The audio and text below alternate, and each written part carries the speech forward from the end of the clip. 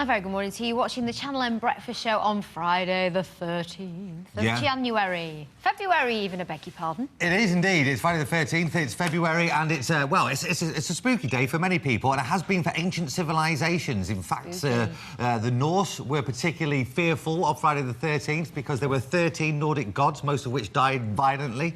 The Romans were also nonplussed with Friday the 13th. 13 was very unlucky for them. Christians as well didn't like it, still don't probably. No. And in fact... Did you know, got a quick fact for you before you dive in, there's always at least one Friday the 13th per year, a maximum of 3, and the maximum amount of time that can be between 2 Friday the 13th is 14 months. Now, somebody on the floor a bit early, who's obviously not very bright, said, how can that be if there's at least one a year? Because, you silly sausage, if it falls early in one year and late in the next, that surpasses the 12 months, hence 14 months. There you go. Oh, right. Also, you know, the British Medical Journal says there's a significant increase in traffic-related accidents when they're on Friday the 13th. Oh, so be careful in the motor today. Careful. It's also the eve of Valentine's Day. We've been picking up some tips for Credit Crunch Valentine's, saving some cash. For example, stop in. Yeah, just don't go anywhere. There you go.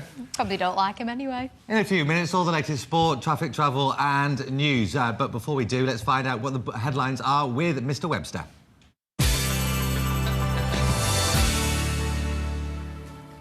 Good morning. These are Friday's main headlines. A former girlfriend of the so-called Facebook killer says she was worried he could turn into a murderer. Jackie Marshall, who doesn't want her picture made public, has spoken out after the body of George Appleton was found hanging in a derelict building between Salford and Manchester. She says she feared for her own life after they split up and had tried to warn Claire Wood, who was strangled and had her body set on fire at a house in Blackfriars. Appleton had used social networking websites to meet women, and police think he tried to target others in the same way. Officials in the state of New York say 49 people have been killed when a plane crashed into a house in Buffalo. That includes 44 passengers on board, as well as 4 crew and 1 person on the ground. The flight came down 10 miles short of the nearby airport and engulfed the property in flames. A teenager who survived a fall through the roof of a derelict shop in Openshaw that killed his friend is appealing to other youngsters not to do the same thing. Conor McCloy broke his arm when he dropped 18 feet while trying to get away from a security guard. He now wants other children to think more about their safety before doing something similar. His friend Daniel Sukasian from Denton died from serious head injuries in the fall. An inquest recorded an accidental verdict over his death. Charities in Greater Manchester have seen a downturn in gifts as donors find it harder to spare their cash in the recession. A charity for the homeless in Manchester is one of those that's suffering. Barnabas is a Christian-based charity which was formed in 1991. We work mainly out on the streets. We have a soup kitchen, an outreach vehicle and a mobile medical unit. We feed and supply clothing and various items that people require. In the current credit crunch, we have seen some of our donations drop off.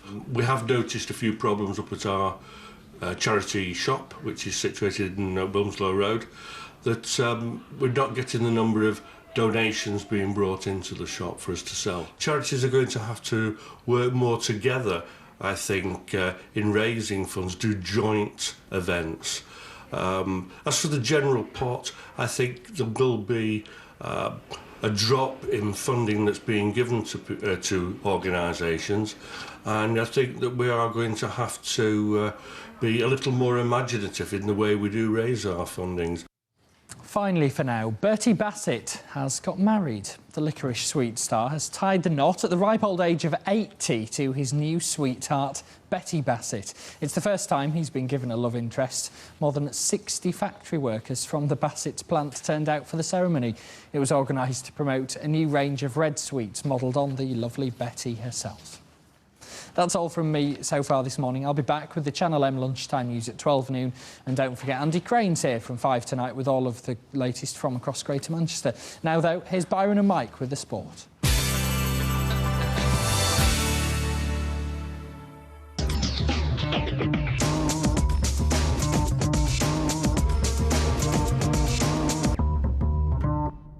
Mo money, mo problems. Are Eastland's faithful being held to ransom by players' demands, Mike Bradley? Sounds like it. Young striker Daniel Sturridge, who's attracted the interest of virtually every top-flight club in the continent. He sat down with transfer talks with Mark Hughes yesterday.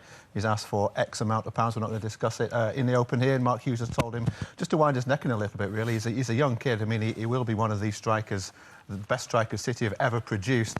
But he's told him he's not going to be held to ransom by a youngster like Daniel Sturridge. So let's hope they manage to keep him, but if he is getting a bit too big for his boots, then I'm sure he knows where the exit door is.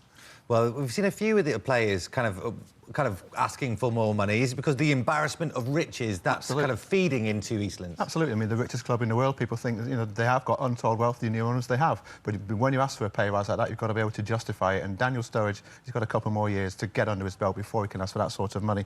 And Tottenham former boss Gus Poyet looks like being handed the job to take over at Newcastle until the end of the season, while Joe Kinnear is unwell.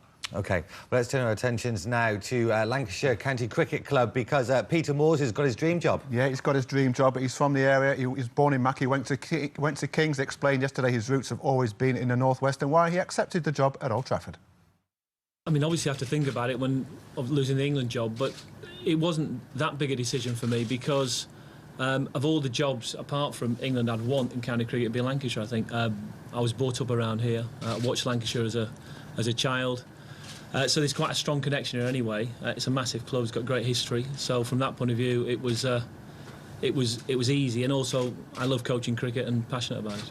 It would have been difficult to go to any county straight away. I think I would have taken a break. I'm a bit of a fatalist in some ways, and that the fact that the job had come up at that time, and as I say, of all the jobs that, if I'm growing up, the two jobs I would have dreamed of playing for would have been Lancashire and would have been England. So to coach Lancashire for me is a great opportunity.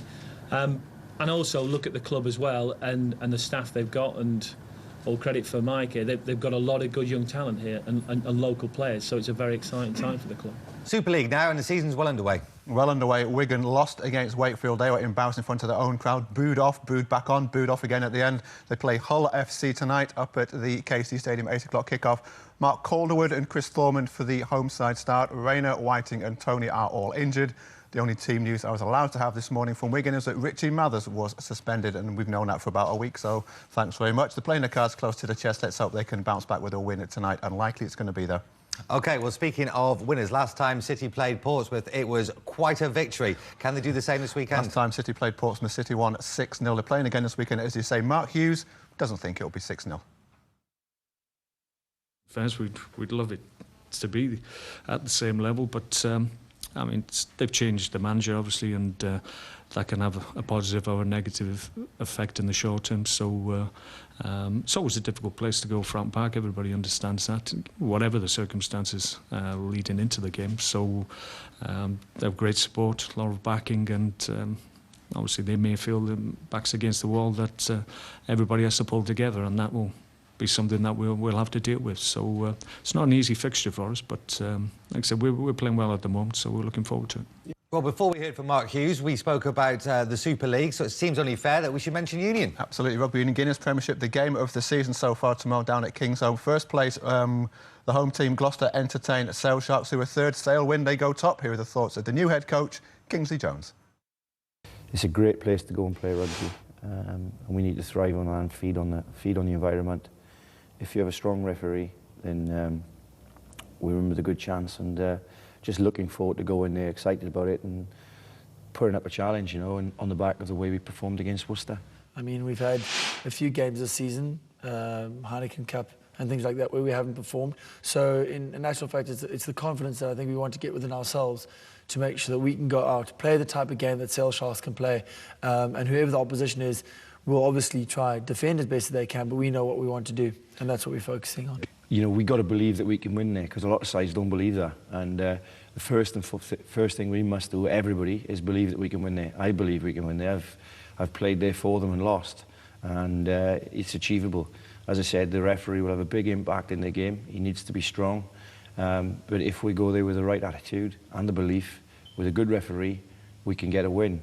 But it'll never ever be easy at Kingsholm, so we know it's going to be a massive challenge. Sport for this week. Before we leave it, Mr. Bradley, you got any good chat-up lines I could use for the weekend? Good chat-up lines. Hey, how you doing? Shall we discuss this lying down? Oh, isn't he frisky? And are you going down on one knee tomorrow night? If I do, I probably won't get back up again. These old bad boys aren't doing so well. Right, let's call it a day there, shall we? And on the subject of Valentine's, we sent out our, well, Mr. Amorous himself, Mr. Frank Sidebottom, to give you some much-needed tips.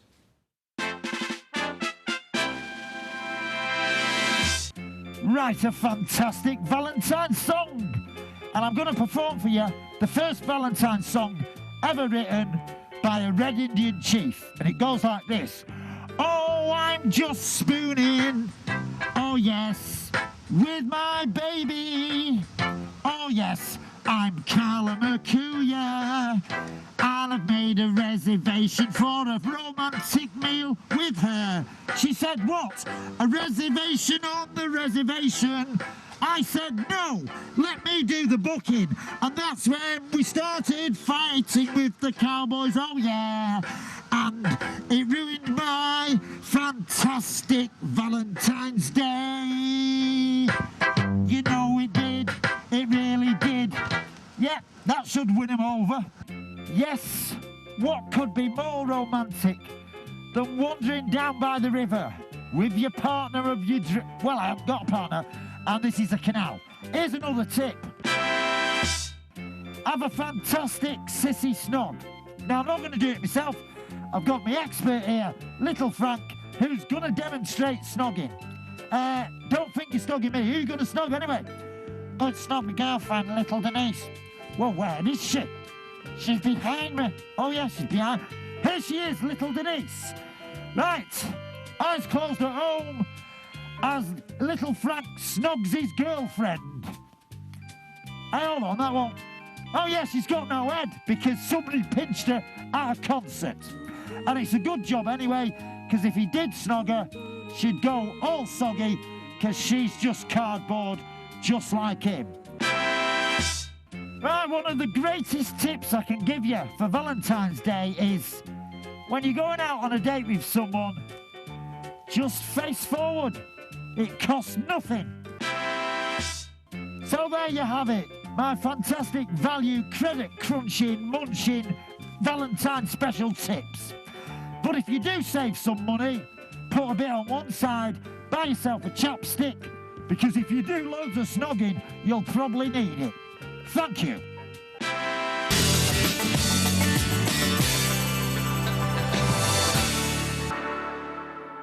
Friday the 13th